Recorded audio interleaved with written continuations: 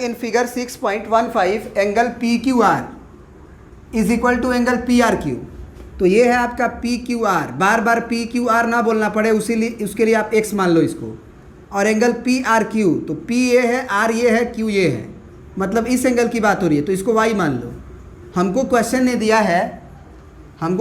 दिया है, यहाँ पे ये लिख भी सकते हो कि let angle P Q R बराबर X and angle P R Q बराबर वाई, या फिर डायरेक्ट लिख सकते हो कि सी फिगर। ये अगर नहीं लिखना चाहते हो तो आप लिख दो कि फिगर को आप देख लीजिए, फिगर में ही हमने एक्स और वाई किसको किसको माना है वो लिख दिया है।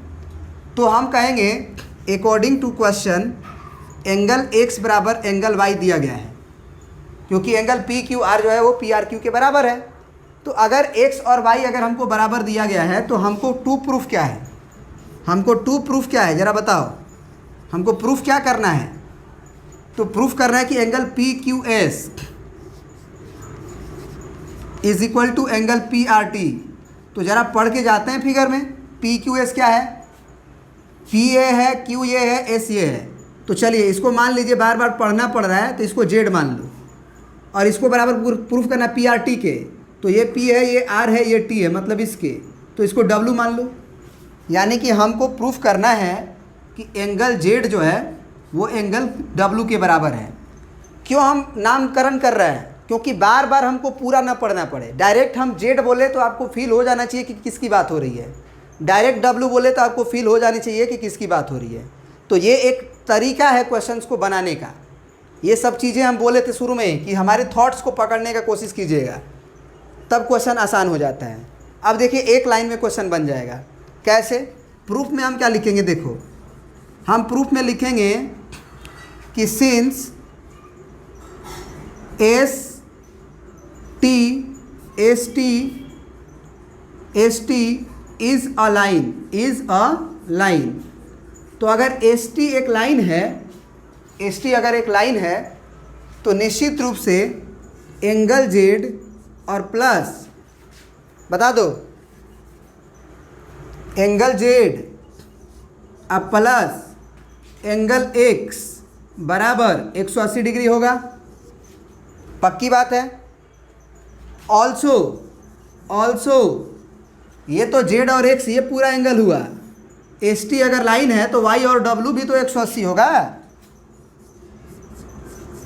वाई प्लस डब्लू भी तो 180 होगा, क्योंकि उधर से भी तो वो एक लाइन है। तो ये इक्वेशन नंबर 1, इक्वेशन नंबर 2 दोनों का RHS बराबर है। तो दोनों का अगर RHS बराबर है तो हम कहेंगे कि LHS भी बराबर होगा। तो हम कह सकते हैं कि फ्रॉम 1 एंड टू RHS बराबर है, तो Z प्लस एक्स जो होगा वो बराबर हो जाएगा, Z प्लस एक्स जो है वो बराबर हो जाएगा W प्लस या Y प्लस W के, Y प्लस W के। अब एक बात बताओ कि क्वेश्चन ने हमको क्या दिया हुआ है, हमको ये x बराबर y गिवन है, ये हमको गिवन इन्फॉर्मेशन है। तो अगर x y गिवन है तो हम x के जगह पे y लिख सकते हैं। तो जैसे ही हम x के जगह पे y लिखेंगे तो ये z प्लस x के जगह पे y लिख दो, और बराबर angle y plus angle w। तो ये y से y कट गया, तो एंगल z बराबर आ गया कि नहीं, एंगल z बराबर आ गया कि नहीं एंगल w। और यही हमको टू प्रूफ में लिखा गया था कि एंगल z बराबर एंगल w। अब एंगल z को पी क्यू एस लिख दो, तो एंगल पी क्यू एस बराबर w को तुम क्या लिख सकते हो, पी आर टी। तो एंगल पी आर टी, ठीक है ना। ऐसे भी कॉमन सेंस से भी सोच सकते हो कि अगर x और y बराबर है तो ये पूरा 180 होगा। तो 180 में से x घटाओ, और ये y और w भी 180 होगा, तो भैया y घटाओ। तो 180 में से x घटाओ चाहे y घटाओ, बात तो सेम ही है ना, क्योंकि x और y इक्वल है।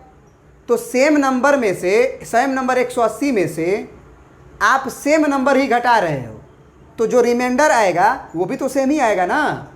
तो जो घटाने के बाद 180 में से जब x घटा रहे हैं तो वो z आ रहा है, क्योंकि पूरा 180 तो x घटाओगे तो z वाला पोर्शन आएगा। इधर अगर 180 में से y घटाओगे तो w वाला पोर्शन आएगा। तो इसीलिए z और w भी आपस में बराबर है, क्योंकि इक्वल नंबर में से इक्वल ही नंबर आप सब्ट्रैक्ट कर रहे थे। दोनों तरीका से आपको समझ में आ जाना चाहिए।